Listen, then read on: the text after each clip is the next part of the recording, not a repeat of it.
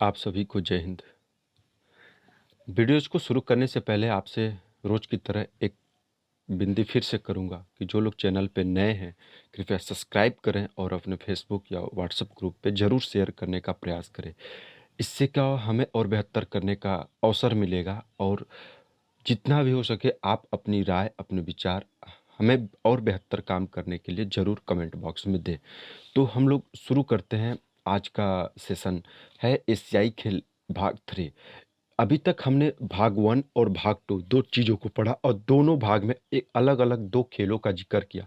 पहले भाग में हमने फार ईस्टर्न चैंपियनशिप और दूसरे भाग में वेस्टर्न गेम की ज़िक्र किया। दोनों एशियाई देशों के पूर्वी और पश्चिमी एशियाई देशों का अपना-अपना एक क्षेत्रीय खेल था। ठीक? तो वहीं के बाद जब ये खेल दोनों खेल 1938 में ख़त्म कर दिए जाते, आयोजित नहीं होते, तो इसके बाद जो था कि एशियाई खेल एशियन गेम भाग 3 को हम लोग शुरू करते हैं और कहानी चलती है 1947 से भारत की स्वतंत्रता प्राप्ति के बाद। बात आती है 1938 में जब खेल वेस्टर्न एशियाई खेल, पश्चिमी एशियाटिक खेल आयोजित नहीं हो पाया द्वितीय विश्व युद्ध के कारण, तो जेडी सोधी ने क्या किया कि उन्होंने फिर दोबारा इस उस एशियाटिक गेम्स को आयोजित करने का विचार ही त्याग दिए और इंतज़ार किए उन्होंने भारत की स्वतंत्रता का इन्होंने इंतज़ार किया और वो इंतज़ार 1947 में पूरा हो ख़त्म हो गया और उसके बाद इस संपूर्ण एशियाई खेलों देशों को के लिए एक खेल शुरू करने के लिए उन्होंने अपनी प्रयास 1947 से शुरू कर दी, जो कि 1951 में आके सफल हुआ। और इसी 1947 और 1951 के बीच में जो भी मूवमेंट हुए, घटनाएं हुई, गतिविधियां हुई, कुछ फैसले असफल हुए, कुछ प्रयास असफल हुए, कुछ सफल हुए, तो उन्हीं सब का हम लोग अध्ययन करेंगे। उसी को हम एशियाई मूवमेंट के नाम से जानते हैं। तो आपको पता है 1947 15 अगस्त को भारत की आज़ादी मिल जाती है और कहानी शुरू होती है भारत की आज़ादी से। और भारत की आज़ाद होने से पहले भी भारत की अपनी एक अंतरिम सरकार यानी एक कामचलाऊ सरकार बना दी गई थी। एक अंतरिम संसद, कामचलाऊ संसद बना दी गई थी और उसके लिए भारत का पहले अंतरिम प्रधानमंत्री के रूप में पंडित जवाहरलाल नेहरू को चुना गया था। अंतरिम का मतलब कामचलाऊ होता है, जो संपूर्ण देश के लोगों से न चुन के बस कुछ लोगों द्वारा चुने गए थे, इसलिए उनको अंतरिम प्रधानमंत्री कहा जाता था। और उनकी एक महत्वाकांक्षा थी, एक सोच थी कि अगर भारत आज़ाद होता है तो उसका एशियाई देशों के साथ या पड़ोसी देशों के साथ किस प्रकार से व्यवहार या संबंध रहेगा। तो इसके लिए इन्होंने एशिया में अपनी एक विशेष पहचान, एक विशेष छाप छोड़ने के लिए उन्होंने 1947 में सब संपूर्ण एशियाई देशों का एक नई दिल्ली के अंदर कॉन्फ्रेंस बुलाते हैं, जिसका नाम दिया गया प्रथम एशियन रिलेशंस कॉन्फ्रेंस। यानी कि जितने भी एशियाई देश है सबके बीच एक रिलेशन स्थापित करने वाला एक कार्यक्रम आयोजित किया जाता है। तो इस आयोजन का उद्देश्य था कि भारत की अपनी पूरी एशिया में एक विशेष पहचान दिलाने का। और इसी कॉन्फ्रेंस में हमारे गुरुदत्त सोधी, जिनको एशियाई मूवमेंट का जनक कहा जाता है, वो भी इसी कॉन्फ्रेंस में का हिस्सा थे। और उन्होंने प्रधानमंत्री पंडित जवाहरलाल नेहरू की इस विचार का इन्होंने फ़ायदा उठाते हुए तुरंत अपनी जो एशियाई खेलों संपूर्ण देशों के लिए एक खेल ऑर्गेनाइज करने का एक उनका सपना था, प्रयास था। उन्होंने अपने इस प्रस्ताव को पूरे उसी कॉन्फ्रेंस में संपूर्ण एशियाई जो देश उस मीटिंग में आए थे सबके सामने रखा और उनके प्रस्ताव को सभी उपस्थित राष्ट्रों ने मान्यता दे दी। तब इसके लिए क्या होता है कि वहीं पे इन्होंने उस खेल महोत्सव का नाम जो था एशियाटिक खेले महोत्सव के रूप में नाम जीडी सोधी के माध्यम से सुझाया गया।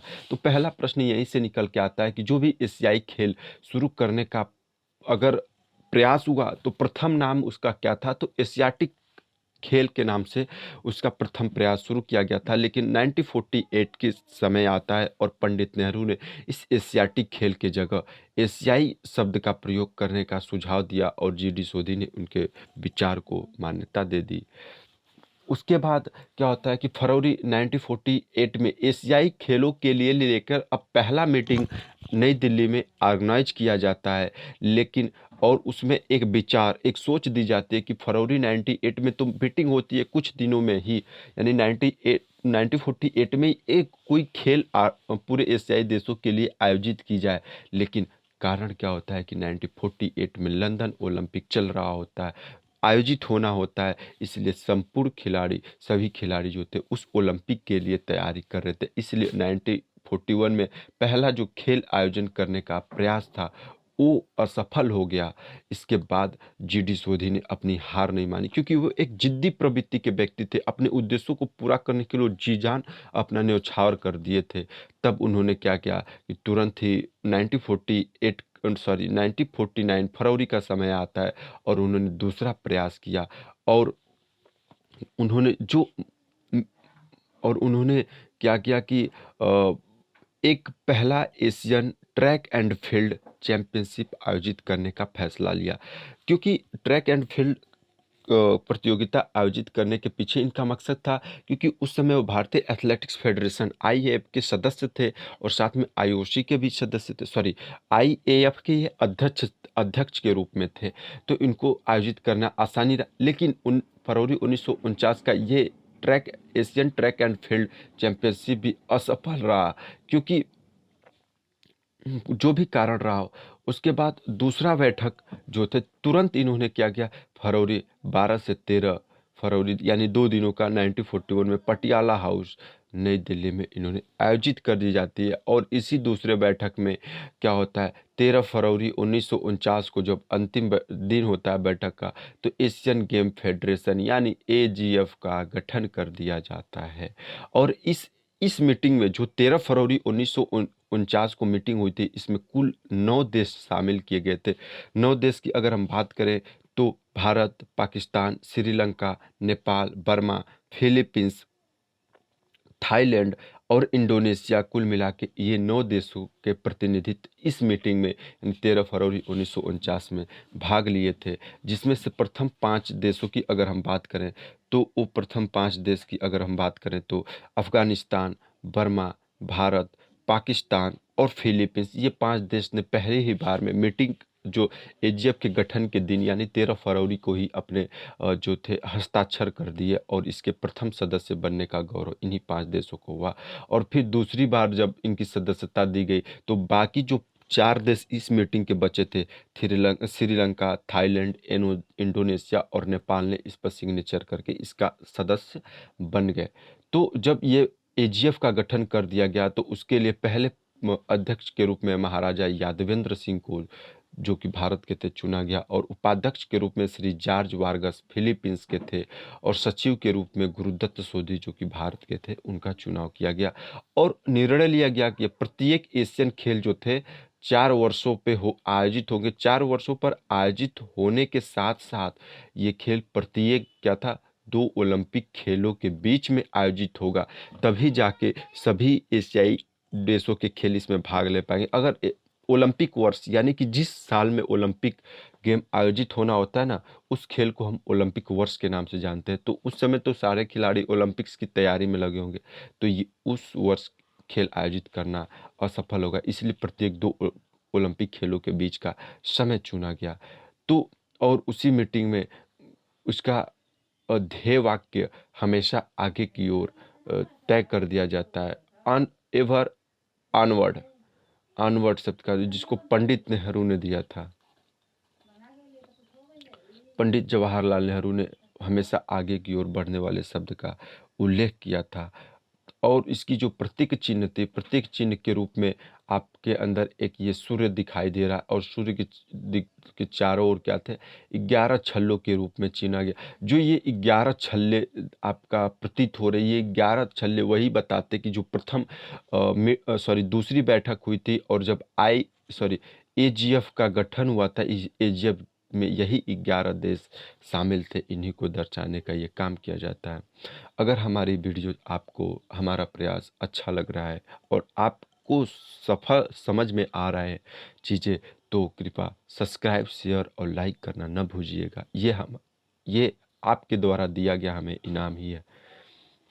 और जो भी सुझाव हो वो कमेंट बॉक्स में आप ज़रूर दीजिएगा। साथ में ही जब 1949 का भी कार्यक्रम क्या होता है, फेल हो जाता है, लेकिन लेकिन आपको एजीएफ का गठन कर दिया जाता है और एजीएफ के नेतृत्व में ही पुनः क्या होता है कि फरवरी 1950 में पहला एशियाई खेलों के आयोजन करने की मेज़बानी भारत को दी जाती है। भारत को मेज़बानी देने का मतलब ये था कि जो एजीएफ था, एजीएफ एजीएफ ने क्या किया कि आईओए इंडियन ओलंपिक एसोसिएशन को न्योता दिया, निमंत्रण दिया कि आप पहला एशियाई खेलों को आयोजन करने का काम करें। और इस तरह से आईओए ने उस प्रपोजल को एक्सेप्ट किया और पहला एशियाई खेल को आयोजित करने का जिम्मेदारी लिया। तब क्या हुआ कि चूंकि अब देखिए जीडी सोधी का नाम आता है, गुरुदत्त सोधी 1930 से ही लगातार इस मूवमेंट के लिए कार्यरत थे और किस चीज़ों को किस प्रकार से सिस्टमेटिक तरीके से हमें आयोजित करनी होगी ताकि सफलता मिले, उसका बखूबी अनुभव और ज्ञान जीडी सोधी को था। इसीलिए जो भारत में पहला एशियाई खेल आयोजित होना था उसके लिए, उस खेल के आयोजन के लिए जो निदेशक के रूप में जीडी सोधी को चुना गया, डायरेक्टर ऑफ ऑर्गेनाइजेशन, आयोजन संगठन के जो डायरेक्टर थे, निदेशक के रूप में इनको चुना गया। लेकिन कारण क्या था कि पहला एशियाई खेल अपने समय पर आयोजित नहीं हो पाया, यानी आयोजित कर नहीं हो पाया। उसका कारण ये था कि भारत 1947 में अंग्रेजों के चुंगल से मुक्त हुआ, आज़ादी मिली। फिर पाकिस्तान से भी लड़ाई छिड़ गया और भारत में अर्थव्यवस्थाएं सही नहीं थी, सुविधाएं उपलब्ध नहीं हो पा रही थी, धन की कमी थी, समय की कमी थी। इसके कारण ये मतलब समय पे फरवरी 1950 में आयोजित नहीं हो पाया और इससे क्षुब्ध होकर जीडी सोधी ने 13 अप्रैल 1950 को अपने पद से इस्तीफा दे दिया। क्योंकि भाई देखिए 1930 से 1950 तक लगातार प्रयास करने वाला व्यक्ति अगर सफलता उसके सामने दिख रही है फिर भी किसी अपने लोगों के कारण यानी धन, समय और सुविधाओं के कारण सफल नहीं होता है तो उस व्यक्ति को बहुत ज़्यादा दुख होता है। और इसी दुखी के कारण जीडी सोधी 13 अप्रैल 1950 को अपने पद से इस्तीफा दे देते। अब देखिए एक बहुत बड़ा सितारा खेल की दुनिया का भारत की ओर से अपने इस्तीफा देता है, हलचल मच जाती है, लोगों को कुछ समझ में नहीं आता क्या करें। तब जाके क्या होता है, एक व्यक्ति का नाम आता है जिनका नाम होता है एमसी धवन। अगर हम एमसी धवन एमसी धवन तत्कालीन समय यानी 1951 में वो रेलवे में खेल सचिव के रूप में कार्यरत थे, काम कर रहे थे। इन्होंने क्या किया, तुरंत एंथोनी स्टेनिलस डिमोलो को हम दूसरे अगर नाम की जब हम बात करेंगे तो दूसरा नाम आता है एम टोनी डिमेलो के नाम से जानते। ये तत्कालीन समय में जो थे वो बीसीसीआई के जो कि क्रिकेट के फेडरेशन है, कंट्रोल बोर्ड है, उसका नाम होता है बीसीसीआई। उसके ये तत्कालीन समय में अध्यक्ष के रूप में कार्यरत थे और इनका नाम एमसी धवन ने क्या किया, प्रस्तावित किया। एमसी धवन ने एंथोनी स्टेनिलिस डिमोलो का नाम को प्रस्तावित किया और एंथोनी डिमोलोस को क्या हुआ कि दूसरे डायरेक्टर ऑफ ऑर्गेनाइजेशन के रूप में नियुक्त कर दिया गया। इसका कारण एक और भी रहा कि जो बीसीसीआई है वो सबसे धनी, सबसे अधिक पैसे वाला मतलब बोर्ड है, इसीलिए एंथोनी स्टेनिस डिमोलो को डायरेक्टर ऑफ ऑर्गेनाइजेशन के पद पे चुना गया होगा, ये मेरा मत है।